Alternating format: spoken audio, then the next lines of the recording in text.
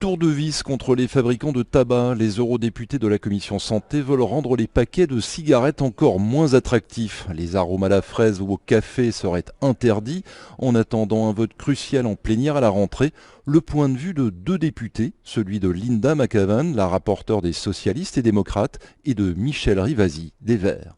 Est-ce que la réforme peut réellement encourager les fumeurs à changer de comportement? The main aim of the reform today is actually to stop new smokers from being recruited. Nearly every measure we've agreed is all about stopping the tobacco industry launching products aimed to recruit young people and children.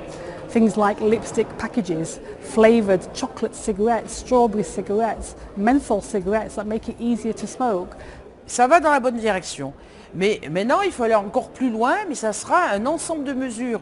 Il faudrait harmoniser le prix des cigarettes, parce que c'est incroyable ça. Quand vous allez en dehors, vous voyez, de l'Europe, vous avez des cigarettes qui coûtent comme un ticket de métro. Pourquoi les Européens fument-ils toujours plus qu'en Australie ou aux États-Unis? The Canadians have brought in controls on flavourings, the Americans have controls on flavourings, and they're looking at regulating more on flavourings. So there is an international treaty called the Framework Convention on Tobacco Control, where all governments, 160 odd governments across the world, have said we want to get rid of smoking, and they've signed up to it. And so governments have pledged to take measures, and the EU is now, this law will actually implement that international treaty. Eh bien, on pourra inverser cette tendance en diminuant l'attractivité des paquets de tabac, en donnant une meilleure information sur l'aspect sanitaire. Il faut dire aux jeunes 70 000 morts par an, ça fait plus de 200 morts par jour. C'est ça le tabac. Pourquoi ne pas avoir opté pour une neutralisation totale de la publicité sur les paquets de cigarettes, comme c'est le cas en Australie par exemple? I think it was a step too far today for all 27 EU member states. What we have done, which is very important, the law we voted today would allow countries to go further if they want. The Irish have already said they want plain packaging. The UK government's still looking at it. So today we're going to have big warnings. We've made a big step forward, but plain packaging may be something we might come back to. Mais parce qu'on a perdu, nous, le groupe Vert, on avait demandé des paquets neutres. Donc des paquets où il y avait juste l'information sanitaire, si vous voulez, les effets négatifs du tabac. Mais ça n'a pas été accepté par la commission santé-environnement. Mais je pense qu'il faut aller comme en Australie, c'est-à-dire des paquets neutres pour casser complètement, si vous voulez, cette incitation à fumer. Casser cette image que le fait de fumer, c'est socialement positif. Les États veulent lutter contre le tabagisme, mais profitent beaucoup des taxes qu'ils en retirent. N'est-ce pas hypocrite à votre avis? The human misery caused by cigarettes is tremendous.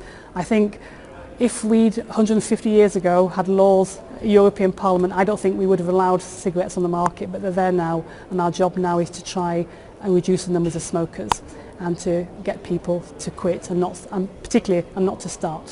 Alors c'est vrai qu'il y a une hypocrisie sur le prix du tabac, puisque ça rapporte énormément aux finances de l'État. Mais le fait de déclencher des cancers, ça coûte énormément à l'État. Et en même temps, il faut rendre les gens les plus autonomes et pas dépendants, vous voyez, addictifs à ce tabac. Donc il faut jouer sur le prix, il faut jouer sur l'éducation, l'information et déconnecter, si vous voulez, le prix du tabac par rapport aux finances. Les cigarettes électroniques resteront autorisées? In Parliament, in fact, today we voted to put much more controls on water pipe tobaccos because it's not a product used by older people. Young people use it. I spoke to some of the assistants here and they all said they'd been out in bars and tried it. They didn't know it was tobacco. Nous, ce qu'on a demandé, ce qu'on a obtenu, c'est qu'à partir du moment où il y a la nicotine, ça doit être considéré comme un médicament. Pourquoi dire que le patch, pour les gens qui veulent arrêter de fumer, ça a une autorisation de mise sur le marché et que les cigarettes électroniques ont de la nicotine ne l'ont pas? Donc il faut réglementer, il faut faire des études et il faut qu'il y ait des autorisations de mise sur le marché.